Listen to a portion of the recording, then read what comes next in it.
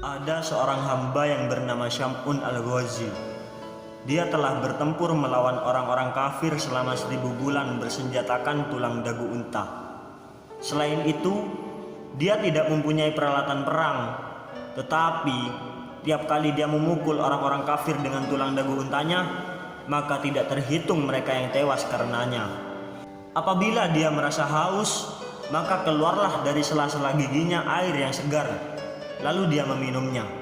Dan apabila dia merasa lapar, maka tumbuhlah dari tempat itu sekerat daging. Lalu dia memakannya. Demikian Syam'un berperang setiap hari hingga umurnya mencapai 1000 bulan, yaitu sama dengan 83 tahun 4 bulan. Orang-orang kafir tidak mampu menolak serangannya. Lalu karena orang-orang kafir tidak mampu menolak serangannya Syam'un, maka orang-orang kafir mendatangi istrinya. Perlu diketahui, istrinya ini juga kafir. Kemudian orang-orang kafir ini berkata kepada istrinya Syam'un, "Li'imra'atihi wa hiya kafiratun, inna nu'tika amwalan kasiratan, in qatalti zaujaka." Wahai istri Syam'un, kami akan memberi kamu harta yang banyak, tetapi dengan satu syarat, yaitu jika kamu mau membunuh suamimu. Kemudian istri Syam'un ini menjawab, "Ana la aqdiru ala qatlihi." Aku tidak mampu untuk membunuh suamiku sendiri, kata istri Syam'un. Kemudian orang-orang kafir berkata lagi kepada istri Syam'un, "Nu'tika hablan syadidan fasyadi bihi yadaihi wa rijlaihi fi naumihi wa nahnu naqtuluhu." Oh, tidak apa-apa istri Syam'un. Kami akan memberimu seutas tali yang kuat. Kemudian ikatlah dengan seutas tali tersebut kedua tangan suamimu itu dan juga kedua kakinya sewaktu tidur. Lalu kamilah yang akan membunuhnya, kata orang-orang kafir. Ketika Syam'un tidur, istrinya mengikat dia kuat-kuat. Lalu Syam'un pun bangun, lalu berkata, "Man syaddani, siapa yang mengikatku?" Kemudian istrinya menjawab, "Ana syaddatu di ujribaka." Aku yang mengikatmu, aku hanya ingin mencobamu. Tetapi Syam'un merenggutkan tangannya dan terputuslah tali itu. Kemudian datanglah orang-orang kafir memberikan sebuah rantai kepada istri Syam'un. Dengan rantai itu istri Syam'un mengikatnya. Syam'un pun terbangun lagi dari tidurnya. Kemudian berkata, "Man syaddani, siapa yang mengikatku?" "Ana syaddatu di ujribaka." Aku yang mengikatmu, aku hanya ingin mencobamu. Kemudian Syam'un merenggutkan tangannya sehingga rantai itu putus. Sementara istrinya kemudian mengucapkan lagi kata-kata seperti tadi.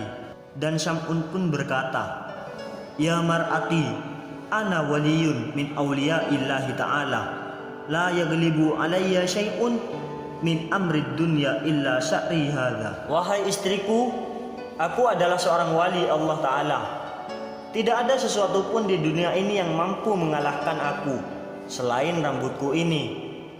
Rupanya Syam'un memiliki rambut yang panjang.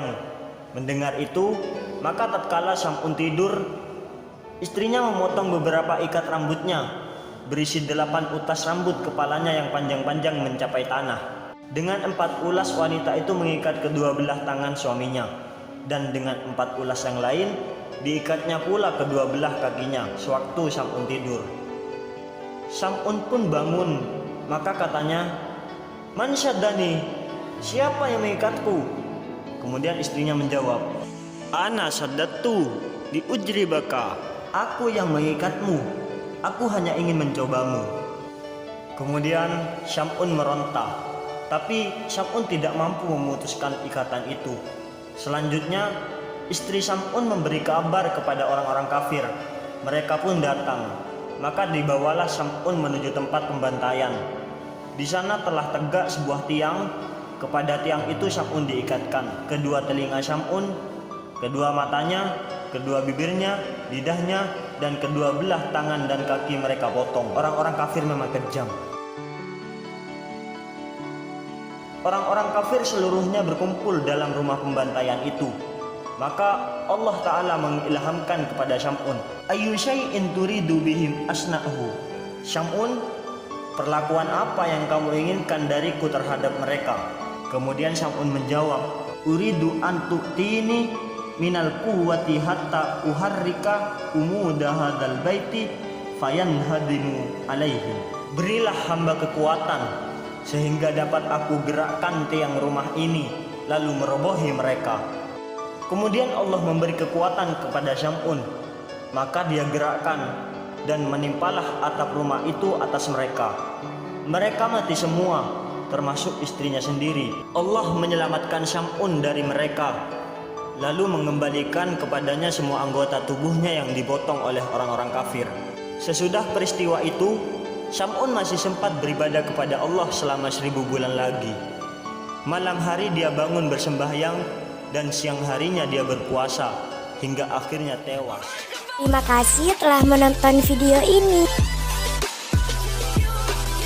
Jangan lupa like, komen, subscribe.